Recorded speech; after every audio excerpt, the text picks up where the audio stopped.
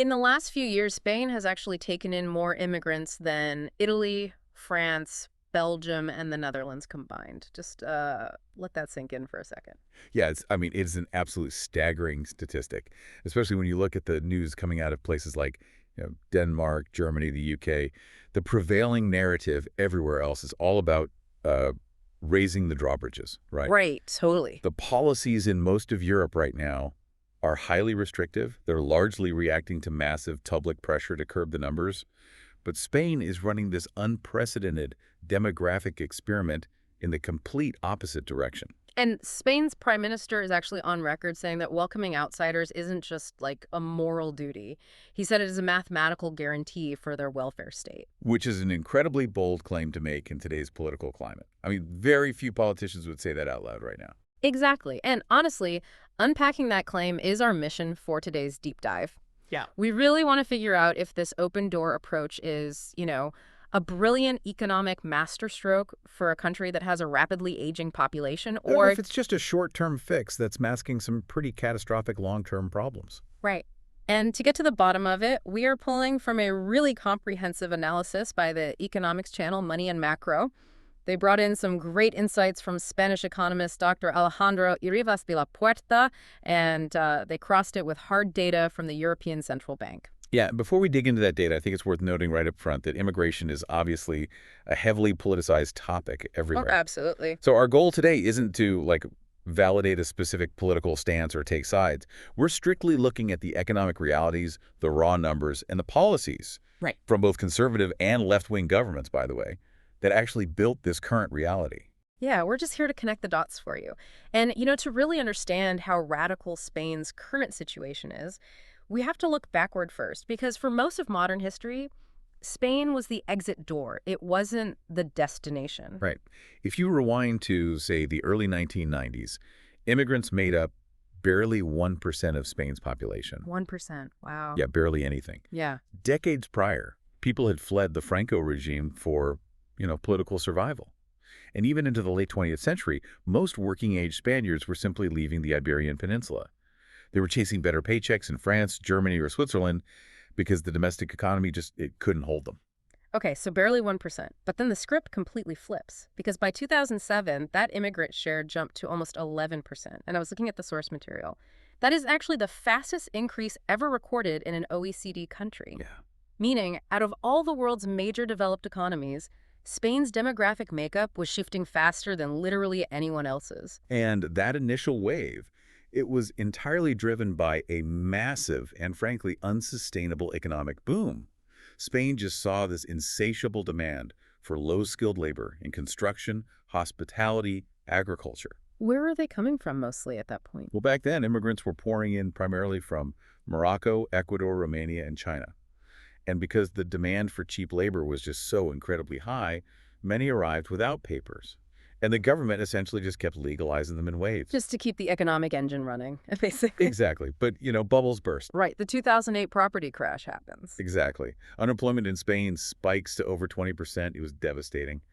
And the immigration inflows just hit a brick wall. A lot of those workers actually just packed up and went back home. Which actually explains a historical anomaly that I think a lot of people overlook. Spain barely felt the 2015 and 2016 European refugee crisis. Yeah, the one that completely overwhelmed social systems in countries like Germany and Sweden.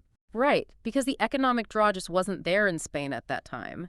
If there are no jobs, the migration patterns shift elsewhere. Exactly. But if we fast forward to today, post-COVID, the influx is even bigger than it was during that crazy 2007 boom. Okay, let's unpack this. Yeah. Because Spain's unemployment rate right now is hovering around 10%. And by any normal metric, a 10% unemployment rate is terrible. Right, doesn't sound great. So how does a country with double-digit unemployment attract millions of workers? I mean, it feels like a restaurant that has historically struggled to keep its doors open suddenly becoming like the hottest reservation in town, all because they tweaked something in the back office. Actually, the restaurant analogy is perfect here. The sudden popularity really comes down to three intersecting forces. So first, you have to grade that 10% unemployment rate on a curve. What do you mean? For Spain, that 10% actually represents a major economic recovery. It's close to the lowest it has been since that 2006-2007 construction boom. So relatively speaking, the domestic job market is showing real signs of life again. Okay, so the baseline expectation is just different. What's the second force driving this? Policy. Yeah. Specifically, a set of incredibly immigration-friendly policies. And the interesting twist here is that these weren't implemented by the current left-wing government. Oh, really? No, they were negotiated within the European Union by Spain's previous conservative government. The most impactful move they made was pushing for Schengen visa exemptions for Colombia and Peru back in 2016. Oh, wait, let's define that for a second for the listener. The Schengen zone is the European border-free area. Right. So this exemption basically meant that people from Colombia and Peru could travel freely and legally into Europe without needing a complicated visa first. Correct. And economists point to that specific 2016 policy shift as a massive watershed moment. Letting immigrants from those countries enter the EU without a visa increased immigration to Spain by, like, 2 to 3 times. But wait, why would a conservative government, which, usually leans towards stricter border controls, why would they push for that? It was heavily driven by economic incentives. Yeah. Spain's Conservative Party historically has very strong ties to the business sector, and Spanish corporations are heavily invested in Latin America. Okay. Yeah, so they wanted smoother corporate travel, stronger trade relations, and crucially, a reliable pipeline of labor that already spoke the language. Yeah. They essentially created this massive legal demographic pipeline just to fuel business growth. Which brings us to the third force, right? Global push factors. Because, you can build the pipeline, but you still need pressure to push people through it. Exactly. You have growing instability in Central America and this massive economic and political collapse in Venezuela. So many people fleeing those situations just use the refugee asylum channel or that new visa-free travel to get a foothold in Spain. Right. So you combine a recovering local economy, an open-door policy for specific nations, and sheer desperation pushing people out of their home countries. It is the perfect storm for a demographic explosion. But this brings us to a massive paradox that I really want to dig into. We are talking about millions of predominantly low-skilled workers pouring into a country that still has 10% unemployment. Conventional wisdom, and honestly, what we've seen in almost every other European country tells us this should trigger a massive public backlash. Right, you'd expect protests in the streets, soaring crime rates, the whole 9 yards. Exactly. And the demographic makeup certainly leans into those traditional assumptions.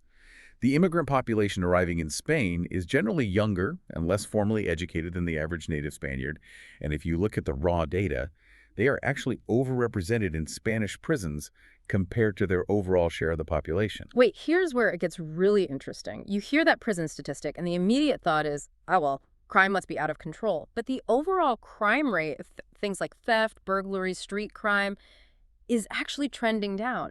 Yeah. How do those two facts exist in the same reality? It requires a really vital distinction between absolute numbers and per capita rates. The sheer volume of people changes the math. Okay, let's walk through that for the listener because it's super counterintuitive. Say you have a town of 100 people and 5 crimes happen in a year. That's a 5% crime rate. Right. But if you bring in 50 more people and you have 6 crimes, the absolute number of crimes went up. The police had to respond to 1 extra incident. Exactly. But your crime rate actually dropped to 4%. That is exactly what is happening on a national scale in Spain right now. When you adjust for the massive population growth, the crime rate today is actually very similar to what it was in 2010. And to put it in an even starker perspective, the homicide rate in Spain during the 1990s, which was before this immigration boom even started, was significantly higher than it is today. That completely disrupts the narrative you normally see in the headlines. And this disconnect between assumption and reality, it really shows up in the polling too. Only about 19% of Spaniards list immigration as a top national concern. 19% is remarkably low. I mean, in the US, the UK, or Italy, immigration consistently polls as a top 3 issue. It often dictates the outcome of entire national elections. So why are Spaniards so, well, relatively unbothered by this massive influx? Are they just historically more tolerant or what? What's fascinating here is that the tolerance is largely a byproduct of cultural overlap. If we zoom out and look at the broader European context, the 2015 and 2016 refugee waves into countries like Germany and Sweden, they were characterized by immense ethnic, religious, and linguistic friction. Right, because it was totally different cultures clashing. Exactly. But in Spain today, Nearly 60% of these immigrants are arriving from Latin America. Oh, so they already speak Spanish? Yes, they share a language, they share a religion in most cases, and they share a vast amount of cultural history. Conversely, only about 20% of immigrants in Spain are coming from Africa and the Middle East, and that number has actually dropped from 30% back in 2013. I see. So the shared language fundamentally softens the landing. Huge difference, yeah. It just removes that daily grinding friction of, misunderstanding the cashier at the grocery store or intense cultural clashes in neighborhoods. The temperature of the integration process is just inherently lower. Oh, for sure. It's much easier for a society to absorb a million new neighbors if those neighbors already watch the same shows, practice the same religion, and speak the very same language. Okay, so if the public isn't revolting over cultural friction or crime, the tension has to be economic, right? Because the prime minister claims this influx is the absolute guarantee for the welfare state. Let's look at the actual receipts. To evaluate the economic argument, you really have to look at the terrifying demographic cliff Spain was facing. Spain has an ultra-low fertility rate. It's been one of the lowest in all of Europe for decades now. Right. If it weren't for this recent wave of immigration, the Spanish population wouldn't just be holding steady, it would have been actively shrinking for almost 10 years. They were literally running out of taxpayers. Exactly.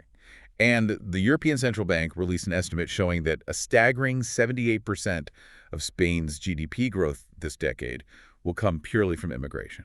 Wait, 78%? Yeah, 78%. That is wild. But what is the actual mechanism there? Like, how does importing low-skilled labor save a complex welfare state? It basically comes down to the life cycle of a modern welfare state.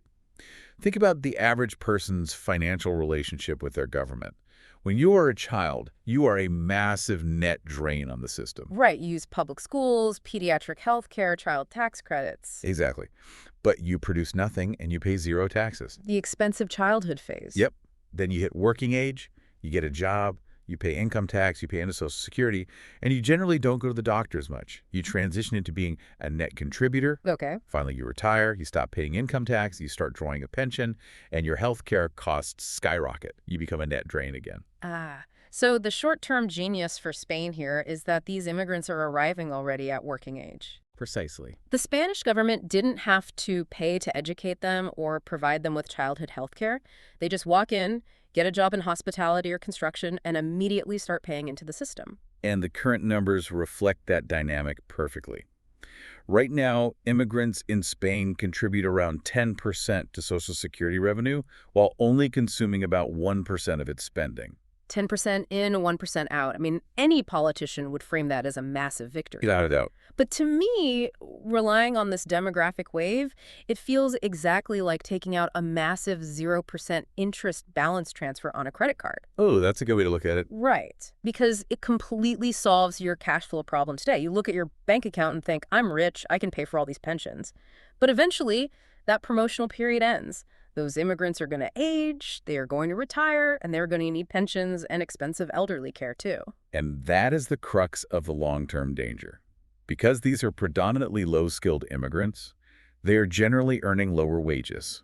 And lower wages mean they're paying significantly less into the system over their working lives than, say, a high-skilled, high-earning worker would. So the math suggests they might actually take more out in retirement than they ever put in during their working years. There is robust data to back up this exact concern. A really prominent study in Denmark looked at this exact life cycle. They found that while native Danish workers and high-skilled immigrants from wealthy countries contributed more than they took out, low-skilled migrants from other countries did not. Wow. Yeah. Over their lifetimes, they were a net negative on the Danish welfare system. Ouch. So Spain isn't saving the welfare state, they are just like delaying an inevitable bankruptcy. Well, not necessarily. We have to introduce some heavy nuance here because, frankly, Spain is not Denmark. Okay, how does the math change?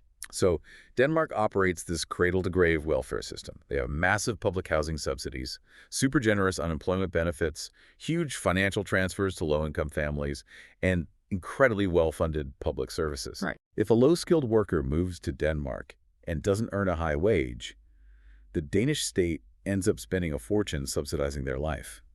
Spain simply does not offer those kinds of expansive, expensive safety nets. Oh, I see.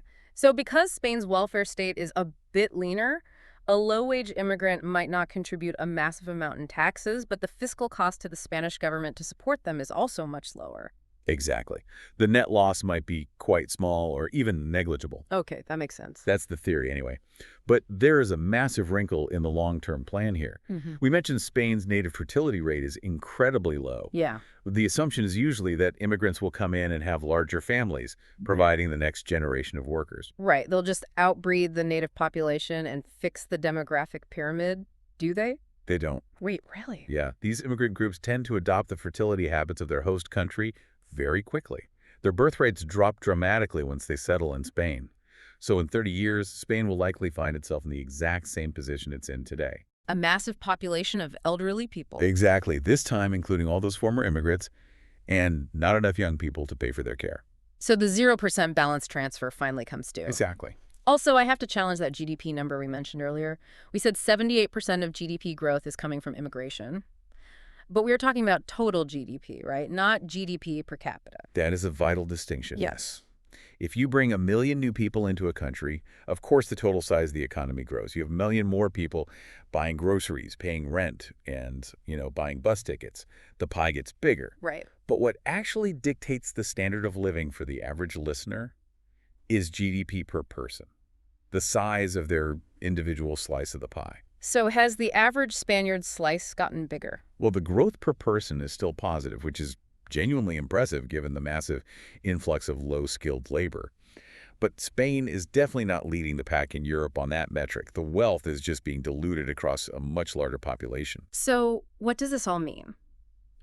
If the crime rate is relatively stable and these workers are temporarily bailing out the pension system, what is the actual friction point for everyday citizens right now? Because there is always a friction point. Definitely. If the public isn't marching in the streets about culture, what is actually stressing them out? Physical space. It absolutely comes down to housing and infrastructure. The universal headache. Yes. How is this impacting the working class in Spain? Because working class wages there have been largely stagnant for 2 decades now. Some of that has to be tied to this massive influx of cheap labor in agriculture, hospitality, and construction, just keeping wages suppressed. It undoubtedly plays a role in wage suppression, but you have to look at the flip side of that coin, too. Right, the cost of services. You hear the narrative that immigrants lower wages, but if you, magically removed all that labor overnight, the listeners' childcare, their elderly care, their restaurant meals, even the produce at their local grocery store. The prices would absolutely skyrocket. Exactly, because there simply wouldn't be enough people to do the manual work. It's a highly complex ecosystem. You enjoy cheaper tomatoes, but your wages in the service sector don't grow. But the housing issue, that is where the entire system is currently buckling. Right.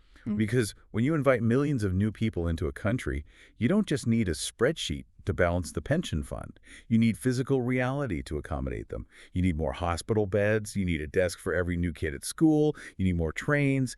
And crucially, you need more homes. Yeah. I mean, you can't invite 3 million people to your house party and refuse to build more bathrooms. That's exactly it. And this is where government policy is facing intense scrutiny right now. The Spanish socialist government has actually increased spending in recent years. They funneled more money into healthcare, education, and pensions. But their investment in housing, it has barely moved. Wait, really? So they're actively bringing in the population but completely failing to build the spaces for them to live? Yes.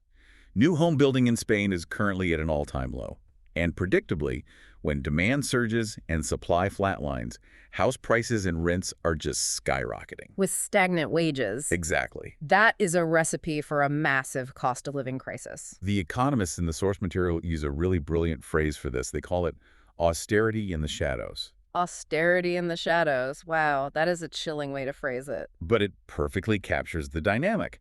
The government brings in millions of new taxpayers to prop up the state finances, essentially solving their balance sheet problem.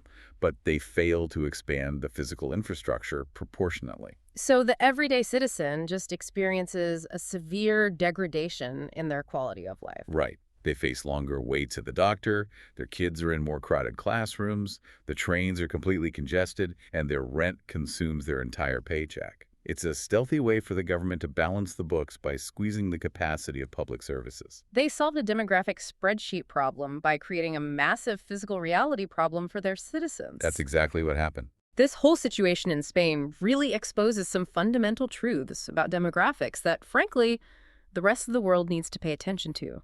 For one, short-term relief is very real. Immigration absolutely can inject immediate financial life into a rapidly aging welfare state. Right, if we connect this to the bigger picture, it provides that crucial working age tax boost. But as we saw with the fertility rates dropping, low-skilled immigration is just a bridge. Right. It is not a permanent destination.